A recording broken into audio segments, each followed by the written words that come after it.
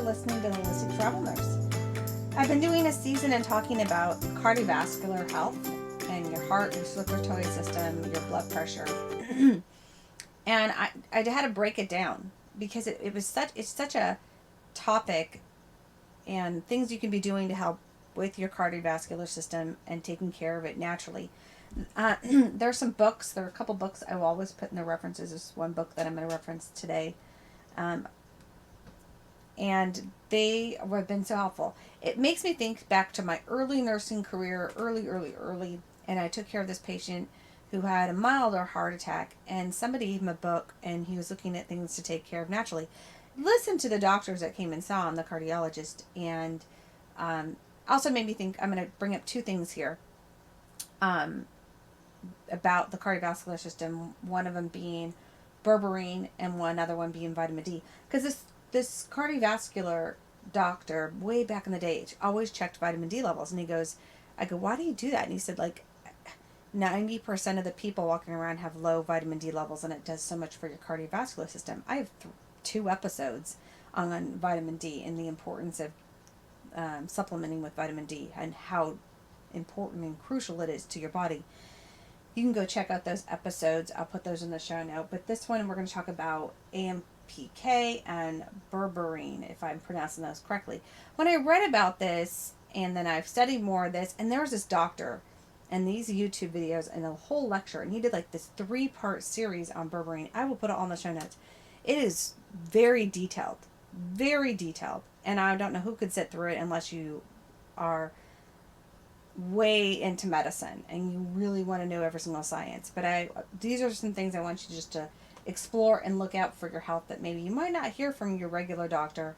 If you might hear it from a naturopath, a holistic health coach like me.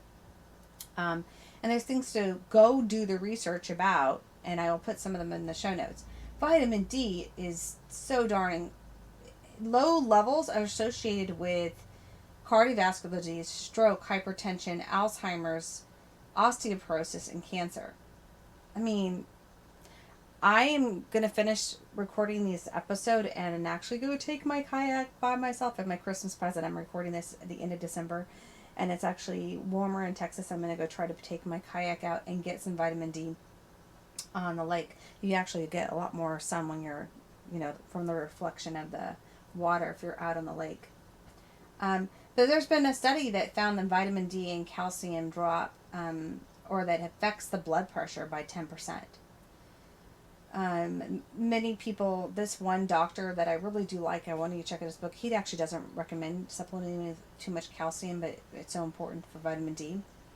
Getting good calcium with your diet and other nutrients is important. But vitamin D, you should always be taking K2 with it. So, and what the levels should be. There's 2 different ones, but striving for a blood level of 50 or above. Mine's there, and I take a lot of vitamin D. Berberine. Let's talk about this. And this is used a lot in Ayurveda medicine, Indian medicine, and Chinese medicine.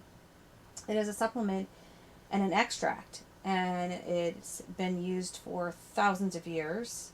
Not used enough in Western medicine. Instead, they given a medication called metformin. They use kind of like that.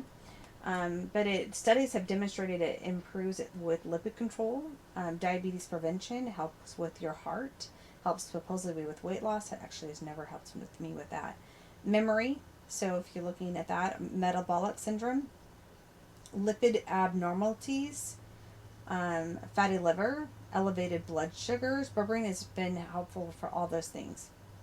AMPK and Berberine together do help with turning a certain amino acid or a protein into different energy into your body, and that's activating AMPK and helping improve cholesterol and glucose and energy. So Berberine with resveratrol together is another. The 2 I talked about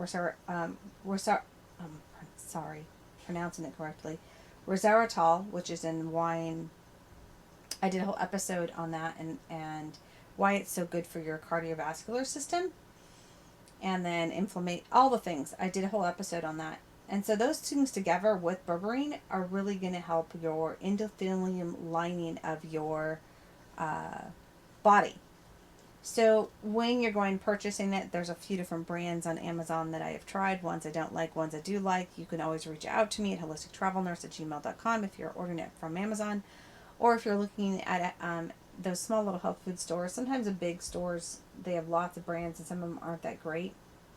It's kind of a yellow tends, and it probably works really well with turmeric and curcumin, and I have to do a whole episode just on curcumin. But berberine has been around for a long time. It is helpful, but it can cause. Let me back up. Been around for a long time, and it's helpful for your metabolism and your pre-diabetic. You got so many people walking around there with insulin resistance and pre-diabetes and don't have an idea. And I think we're going to see this more in people in their 20s and 30s with pre-diabetes and insulin resistance just because of our diets. I think intermittent fasting helps so much with that, and I'm a big fan of that. So doing those are really going to be super helpful for you. But adding in berberine isn't a good thing. I wonder if you should be fluctuating it in your diet if you go and try it. Talk to your healthcare practitioner about it, your pharmacist, and see if it interferes with any of your medications that you're already on. But cycling off and on, because sometimes there is a digestive issue with it, and some people will have where it can cause some diarrhea or some stomach with it. It is affecting your microbiome in your gut, this particular and if you're on metformin, if affecting with it might enhance the metformin, so you need to speak with your own healthcare practitioner. This is not this is about lifestyle and treatment. It's very good for helping with your lipids, affects many other areas in the standard of your endothelial lining and helping those. There's been a study with it with rats. So I wanted, there's so much about that. Very, very, very, very strong detail on a long episode on YouTube with this guy lecturing on it. At the same time, I always want to give you also a little bit of essential oil that is also very powerful for when it comes to your cardiovascular system. And I've talked about other ones in the past, and I've probably talked about this one particular before, but we're going to talk about two. One, we're going to go to cinnamon and why you want it as an essential oil and not just like buying the cinnamon tablets or the cinnamon that you just add to your coffee, or of course you love cinnamon rolls, and those poor people who do not like cinnamon. And I've seen cinnamon as an allergy, and I wonder if it's a true allergy. The oil couldn't be an actual true allergy. There's no protein compound. But cinnamon essential oil, it's a warm, nice spice. Makes me think of Christmas right now as I'm doing it.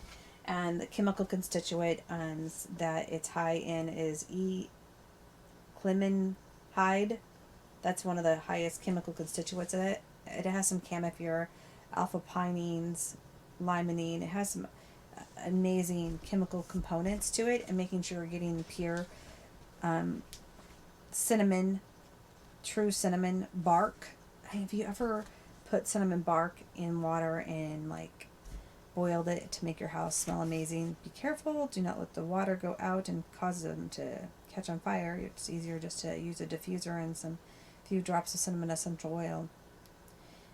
They're avoid during pregnancy and lactation. So I would suggest there's a hot oil and not to use so much of it if you're pregnant, and not be using it every single day. Probably fine with a diffuser, but oral consumption of cinnamon essential oil during pregnancy, there is a little bit of avoiding and some safety concerns. This is a hot particular oil. Keep it away from your eyes, ears, and nose, and on your skin without being diluted is going to be tingly and not good. It also is probably going to interact with your aspirin if you're on aspirin, blood pressure meds, with the synergy effect. And anticoagulation medication. So just realize it it does that. Also, it's going to interfere with NSAIDs, protein pump inhibitors, Tylenol, immune modulators, possible some blood pressure meds, antidepressants. They're, if you're taking it on a consistent basis and like having it in coffee, because there was an episode we talked about it, having it in coffee and like adding a drop to your coffee beans or your someone talked about making her own yummy creamer with the cinnamon essential oil or cooking with it. When you heat it up, it's gonna not have, you're gonna lose some of the chemical benefits with it when it comes to cinnamon essential oil. But it also has a little bit of camphor in it, remember, cinnamon bark. And so with children, you want to be very careful. Again, super hot, very potent. So highly diluted. I would suggest other blended essential oils with cinnamon, not just cinnamon by itself. Remember, it's just a very, very strong essential oil. The cinnamaldehyde, if I pronounce that, it is an inhibitor for certain bacteria and molds, so it's going to help with killing certain both gram-negative and gram-positive different kind of bacterias. So it's in aid. It's also one that is going to inhibit funguses such as like candidas. Research has helped with cinnamon inhibiting certain candidas in certain species known in some in vitro studies. Cinnamon bark helps the glucose levels and stimulates your pancreas and your beta cells to produce insulin in animal studies. So that's really cool to thinking about aiding your healthy metabolism. Also, it's supposed to be going to be helpful for your circulatory system, like we talked about. This is why I'm talking about it with this episode when it comes to berberine and using this hot particular oil. So also there's another way you can add it onto your Epsom salt and soak your feet. I wouldn't add it into your bath. No. Super hot oil. Blends well with many other oils. Now, this is all about your cardiovascular system. We talked about berberine because no one talked about that. I didn't even know what that was until a few years ago. What an incredible spice to and a supplement to aid into your having healthy cardiovascular system and also your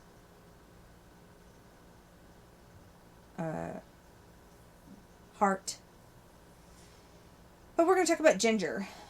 Oh, I love fresh ginger. My husband and I love go to sushi and have fresh ginger. It's so good for you. Other possible supplements for ginger is your turmeric and melissa essential oil. Turmeric or ginger essential oil, or ginger by itself, the oil is going to be a lot more powerful. There's different types of ginger, but it has a chemical constituent of zinnabrine, a higher, and it has germorol. There's a huge chemical constituents of many different amazing chemical constituents of the oil. And then if you were to ever just grind it and cook with it, oh my gosh. Other has alpha pinene in it, and turpentine in it, or the alpha terpenes in it. It's such an amazing, yummy essential oil. It's also something yummy to grind up and get fresh. It's long known as, like, if you were to grind it in Ayurveda medicine, they used it as an analgesic and anti-inflammatory. So that's where you see a lot of it in foods, like grinding up fresh ginger in foods. It's good for your stomach, so great for, like, if you're having upset stomach and easing some nausea and vomiting. It's again going to interact with aspirin if you're doing it consistently as an essential oil in a droplet every single day type of thing. If you're cooking with it, not as much interaction. It's super great for you. Super great in food and fresh food. I mean, think of Christmas time right now. I'm taking you think of two things that are in the ginger snaps and the gingerbread. And you have cinnamon and then you have kashi. If you have the essential oil, those you can totally make cookies with them, and they're quite yummy for your baking. Ginger essential oil, again, might interfere with your NSAIDs, your protein pump inhibitors, Tylenol, aspirin, your immune modulators. If you're using it on a consistent basis, your blood pressure meds. Ginger essential oil massaged in is helpful for aiding those muscles and feeling fatigued. Ginger and essential oil mixed with orange oil is very helpful in aiding with circulatory systems. Those are really good things to think of. We do like green tea sometimes in the morning. Great way to start your day. Green tea in the morning. Fresh lemon in there, a couple drops of lemon essential oil. If you really like your ginger, you can add a couple drops of ginger oil and a lemon to it. Have that spicier thing. Ginger helps with your bronchial system and helping open up those airways. So it might help with those beta analgesic receptors and aiding, helping with your respiratory system, not just your cardiovascular system as we talk about. But it also influences your immune system and your immune cell mediator response and your T lymph node systems. It impacts and interferes with those systems in a good sense way. So not just with your cardiovascular system, your digestive system. Now you're seeing there's massive amounts of why you want ginger essential oil to be part of your life. And just diffusing it and breathing it in, we know that it is like good for the mind and focus. So like inhaling ginger is going to be good for if you're feeling nauseous and not feeling good to your stomach. There's been studies in helping for that. Combining it with spearmint or peppermint or cardamom, those are great for diffusing and inhaling and making you feel really great and less nausea, less upset stomach. Low doses of ginger and lemon are helpful with your lipid profiles and affecting the lipid profiles. So in a mice study, so again, there's a cardiovascular pointed to lemon essential oil with ginger essential oil together. Ginger is very good for your liver and aiding with the function of the liver. So it helps with PGF2 alpha induced in rats and prostaglandins and stimulating certain things with your uterus. So that's why it's going to be cautious if pregnant and using all the time. Ginger is known to affect certain bacteria and even one such as interfere with H. pylori. It interferes, not necessarily a cure. You need to go talk to your doctor or anything about that. Never saying a cure, but those chemical constituents do things with that particular, and studies have shown helpful in that particular bacteria.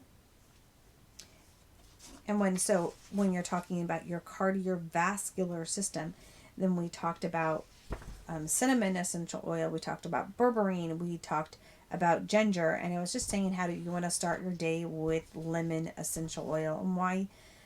I think I've done a whole thing on lemon essential oil, and I'm going to talk about lemon essential oil and lemongrass. This is going to have so much content in this podcast. Lemon, because get a good squeeze of lemon juice with warm water with a couple drops of the lemon essential oil. Remember, lemon essential oil is that rind, and you smell the lemon and it's in the rind. And to get one bottle of 15 mLs, you're going to be working with 75 to 80 lemons to get that lemon, and it's different than the lemon juice. Some people don't tolerate the lemon juice first thing in the morning. It's high in limonene, and that's uplifting. And you find limonene in your citrus oils: lime, orange, grapefruit, bergamot, tangerine. And why it's so good for your cardiovascular system. It's cold pressed. It's really just good to start your morning with that. It is a photosensitive, so you don't want to be putting it on your skin and going out in the sun. So I don't suggest that. It will lighten your hair though. Lemon will lighten your hair if you want to put it and lighten your hair with it. But inhaling lemon, lavender, or ylang ylang in studies have shown to, and just relax you enough to actually affect your systolic blood pressure some. So they're in helping with that sympathetic nervous system response.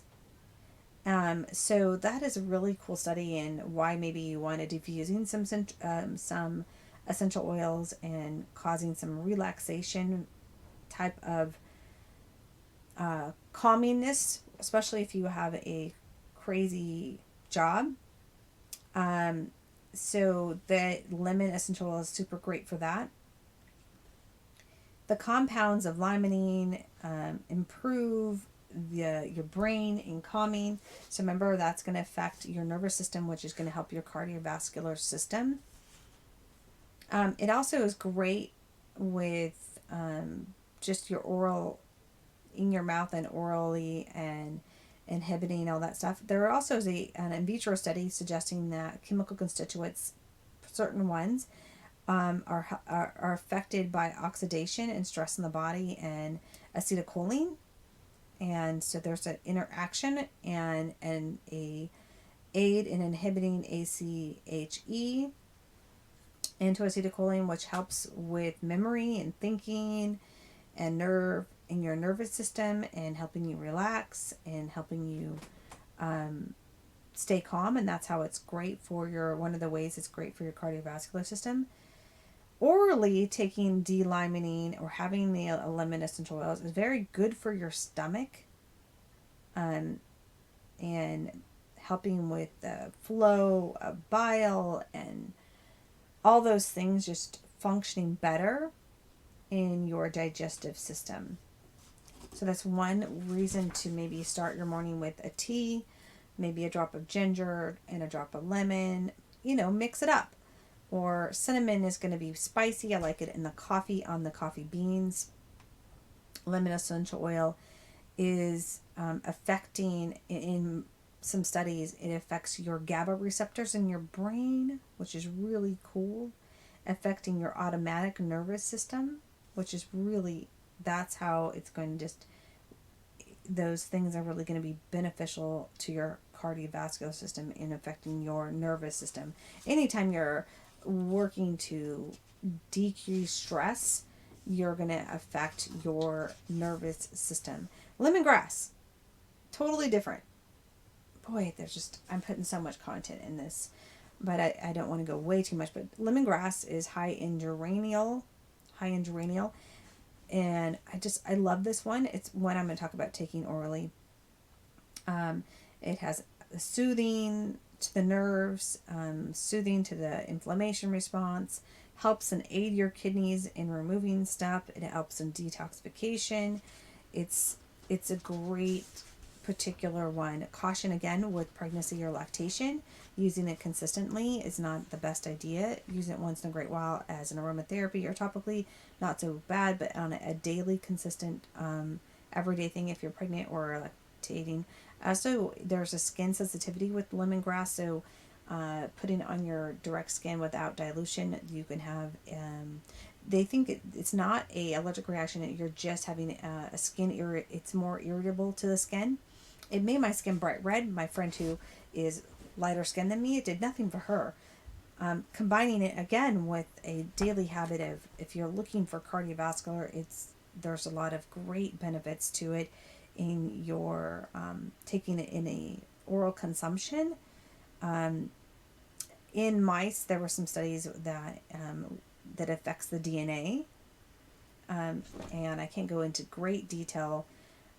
I will do that more in my private Facebook group on these particular studies and what it did. Lemongrass is just an amazing blend of essential oils, and what it does, interference and good stuff for your body with triggering some cells to need to go into apoptosis, and also aiding in affecting also H. pylori in a way in animal studies. Also, it interferes and interacts with GABA, another one that is a good thing with GABA. And it does so much that it aids with your inflammation response and your pathway within your liver. That's where it actually, when you're helping and functioning that liver better, you're also going to help your body function better. So that's one of the things where I want to talk about it with. In a private Facebook group that when people are on my team, there's people who've had major success with certain numbers in labs taking this in an oral consumption every day in their cardiovascular system. That's how I'm going to say that. So that's why lemongrass, and it smells so beautiful and potent. It there's 3 or 4 pages in this book about the amazing things lemongrass is beneficial to. So there's so many different ways to add it into your daily habit if you're targeting your cardiovascular system in those particular areas. Remember, there's multiple things that it's going to be doing, and it's working again with bringing you back to balance and homeostasis. So in review, I talked about berberine and that particular supplement. You can get it in supplement form. I would suggest in supplement form, and talk to your own healthcare practitioner about it, cycling off and on it, and causing maybe get some issues with your digestive system. I talked about, again, vitamin D, so powerful for your cardiovascular system, cinnamon essential oil, ginger essential oil, lemon essential oil, and lemongrass. I touched a little bit. I can't really go into details as much as I want to go into details on how amazing they are for you, but I would suggest having those oils if you're working on targeting cardiovascular system in a way that you're working with a health coach or a health practitioner who understands that. Again, when you go see a lot of doctors, I've seen doctors and they don't think that all essential oils do anything. You have to work with a pure essential oil. That's why I work with the company that I work with. And when it comes to buying herbs, it's why I have to mess around with buying like berberine, different brands, because people will put things in the bottle and it's not regulated. They'll say all this commercialized stuff is regulated. It's not. The company I work with when it comes to essential oils is third-party tested, is tested 54 times before a bottle is sold. There's a lot number on the bottom. There's so many different reasons why I use that particular company, and I find success when we're targeting certain areas and wanting to do certain things with the body, and we're working on a healthy or daily protocol with a good product and a good thing. And so starting your day with a warm cup of tea is so beneficial for so many different ways, and starting your morning that way, and then building it up to adding like maybe cinnamon to your essential oil. I will have to do a whole thing on curcumin and turmeric. I still have some other things to talk about when it comes to cardiovascular system. Remember, I have other episodes on beets. I want to talk about aloe vera, garlic.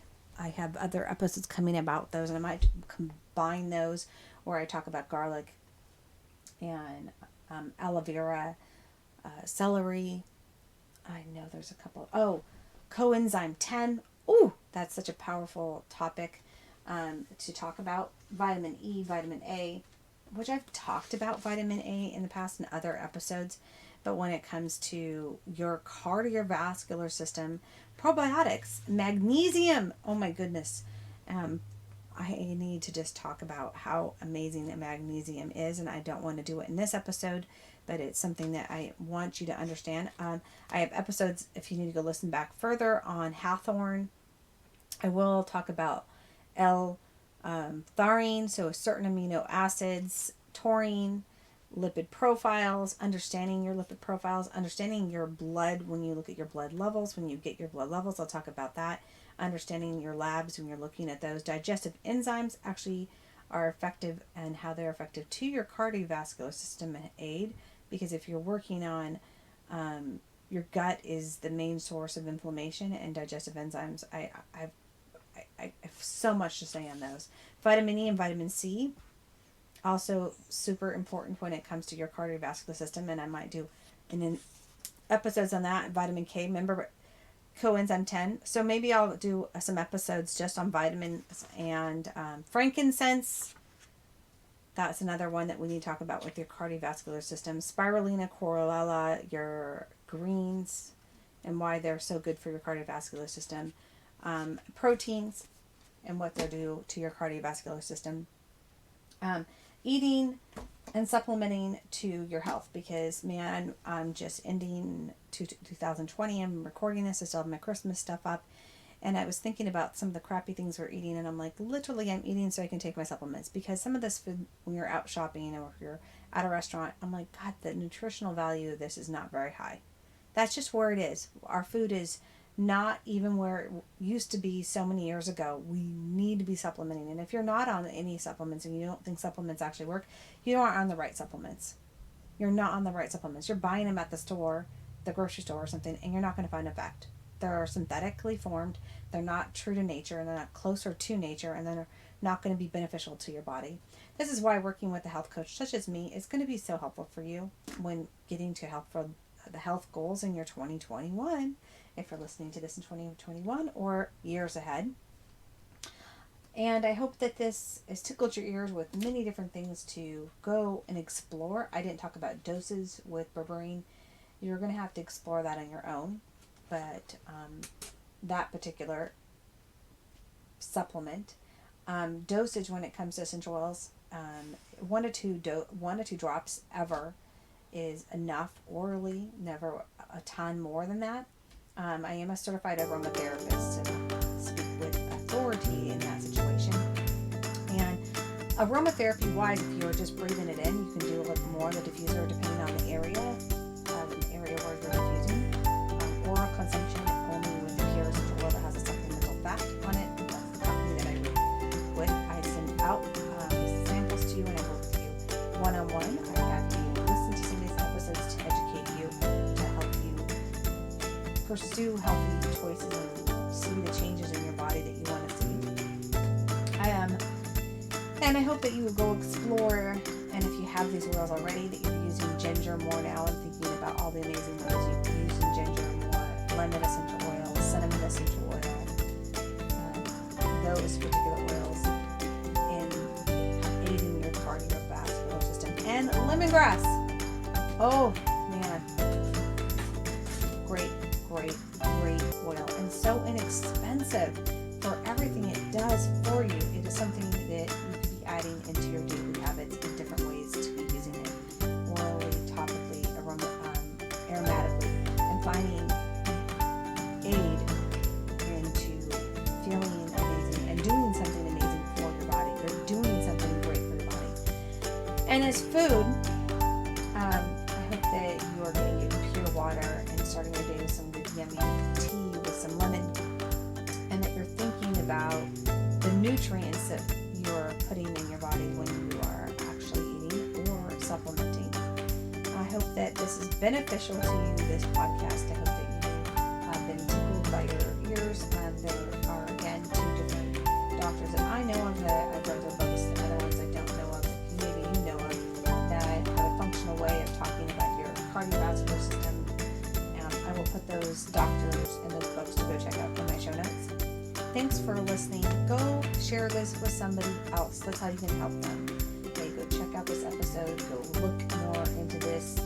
Go look, click the links below to learn a little bit more about me, and learn a little bit more about those particular things I talked about in this episode. And I hope that you are inspired to take care of your health naturally. Go share this with somebody else. Go do something amazing for somebody else, not just for yourself today. Have a blessed day.